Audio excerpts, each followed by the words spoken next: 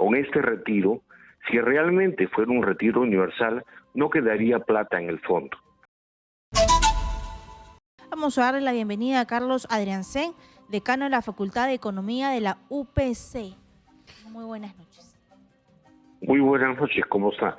Buenas noches. El retiro de fondos de la AFP es positivo para aquellos que van a recibir en estos momentos. Pero hablemos también en perspectiva, señora Adriancén. ¿Qué podría significar dentro del plan de vida cuando dejen de trabajar esas personas? Tiene mucho que ver, tiene mucho de razón cuando manifiesta el MEF este extremo de que 7 millones de afiliados se quedarían sin fondo absoluto cuando se jubilen. A ver, en principio, lo de que sea positivo para quien va a recibir como un subsidio sus ahorros jubilacionales es más que discutible, porque como en su pregunta usted lo dice con nitidez, esa gente va a quedar sin siquiera lo poco que ha podido ahorrar. Una de las críticas más fuertes que se hacen al sistema AFP es que quienes ahorran poco no tienen jubilación. Y eso es cierto. Lo que no se dice es a todos los demás que se daña con cada retiro. Lo que la mayor parte de la gente no toma en cuenta es que el fondo casi ya ha sido esquilmado. Debería estar bordeando 30 puntos del PBI si simplemente dibujamos una tendencia lineal como lo era antes de la crisis de Lehman Brothers, y ahora no llega a 10. El fondo promedio de un afiliado que llegó a $7,000 del año 2015 no llega a 2.500. Con este retiro, si realmente fuera un retiro universal, no quedaría plata en el fondo. Y hay algo muy importante. Todas las personas que tienen un trabajo financiado por los recursos AFP de larga maduración, que en teoría solo se debieron retirar al fin de la vida laboral, todos esos empleos financiados que el financiamiento de largo plazo, valga la redundancia, van a desaparecer, causando un gran daño a la economía. Hay algo que hay que tener muy claro antes de cualquier otra pregunta. Esto ha sido un saqueo del fondo. Se ha usado la plata de los trabajadores para dar un subsidio cuando más lo necesitaban. En lugar de cerrar ministerios o ahorrar en otro lado, se hizo lo fácil. Se descalzó el fondo y hoy día el fondo tiene un problema serio. Si es que realmente se entrega lo que se va a entregar, millones de afiliados de las AFPs, que actualmente se aproximan a los 10 millones de peruanos, van a pasar al sistema público. Y Katiuska, el sistema público, o lo que se cree, no tiene ni para chisitos. Y se les va a mandar al ostracismo previsional, a la pobreza. Lo que ha dicho el ministro de Economía, José Arista, es que el sistema no está diseñado para abarcar el mercado informal, considerando que la informalidad laboral supera el 70% del total, ¿no? Lo que él está mencionando es que, Bueno, yo discrepo con eso. El sistema es un sistema de ahorro formal que siempre tuvo como inmensa mayoría a peruanos que no tenían capacidad de ahorro, que todo su ingreso, Katiuska, era para comer. Y por lo tanto, lo que pudieron ahorrar en el lapso que ahorraron no les daba para una jubilación.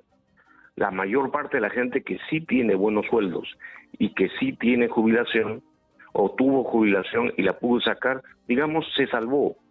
Pero los que hoy día tienen 30, 40, 20 y están aportando, están siendo llevados por el Estado peruano a un fondo descalzado. Y a la gente que está feliz porque va a recibir algo de platita, le están dando un subsidio cuando lo necesita, pero con su propia plata. Y eso es una estafa, es un engaño. Y si tenemos que un poco revertir la situación magra que podría o que se va a presentar de todas formas, porque si lo vemos en blanco y negro, es cierto el escenario de que si no hay fondo en tu cuenta individual de capitalización para tu AFP, simplemente no vas a recibir nada de pensión, aunque sea magra de 200 o 300 soles. Pero si vemos en ese escenario, señor Adriancén, ¿qué tendría que hacer el gobierno?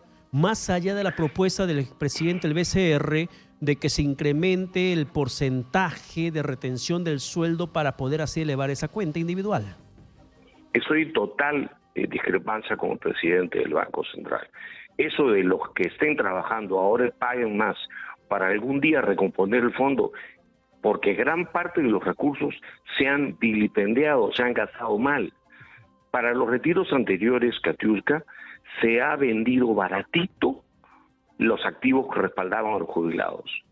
Por eso los retiros han hecho que la pensión promedio, o el fondo promedio, perdón, la pensión no, sea mucho menor. Se ha descalzado el sistema.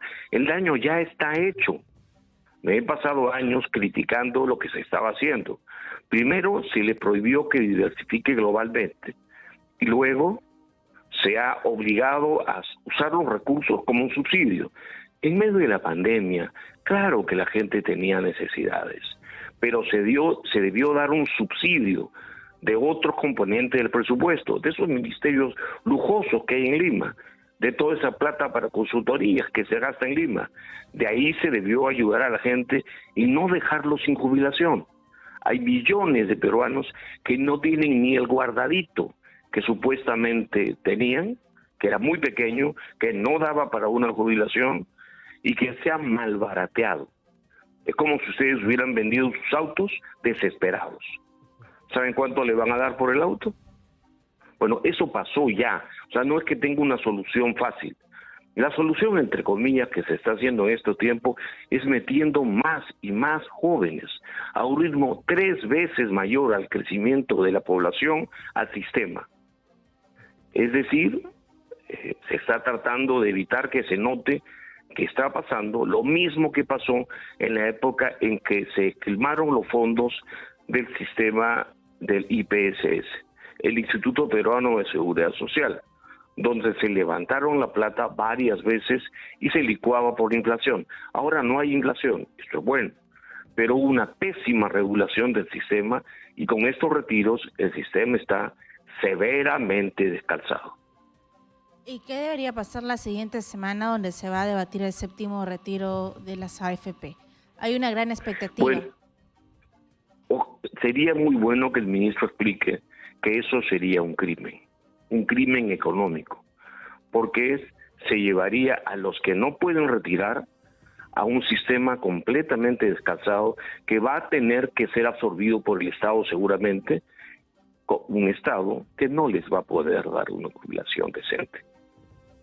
Pero así como dejaron los justicialistas la jubilación argentina, así pasaría a darse la jubilación de muchos peruanos como ustedes, que están siendo descontados ahora para que al final de su vida útil tengan una pensión justa. Bueno, no va a haber eso en este momento. Pero entendemos además que el principal problema que existe aquí en el país, señor de la Transen, es la alta tasa de informalidad laboral que existe. Incluso alguien puede estar trabajando en una empresa formal, pero está bajo una situación de informalidad. En el mismo estado no solo pasa eso, lo mismo. Señor, agrégale a la informalidad, si usted quiere, el hecho de que su salario es bajo. También. Y casi todo se gasta en consumo. Ergo no tiene capacidad de ahorro. Ergo al final de su vida útil, su jubilación va a ser pequeñita. Es bueno que tengan familia, redes sociales, negocios propios, porque con la jubilación no le va a alcanzar para subsistir. Estas historias, señor periodista, son muy antiguas en el Perú. En el Perú han muerto miles de peruanos abandonados por sus familias en la más elevada pobreza, a pesar de que aportaron al IPSS. A nadie le importó. Esa es la historia y se ha repetido. Se han mal usado los fondos como si fueran subsidios con gran popularidad. Hay congresistas que se juran, no sé, el Milei peruano porque le dan a la gente su propia plata y le quitan su jubilación magra o grande. Pero lo que más me molesta a mí son los jóvenes que van a seguir aportando a un sistema descalzado por saqueo del gobierno, no de las AFP. Las AFP han engordado todo lo que el Estado ha querido para que estén calladitas. El problema es la responsabilidad de instituciones como el Banco Central de Reserva, la Superintendencia de Banca y el Ministerio de Economía, que durante todo este proceso se quedaron calladitos. Bien, muchas gracias a nuestro invitado Carlos Adriancén, decano de la Facultad de Economía de la UPC, dándonos su punto de vista. Muchas gracias por su explicación. Muy buenas noches, gracias a ustedes.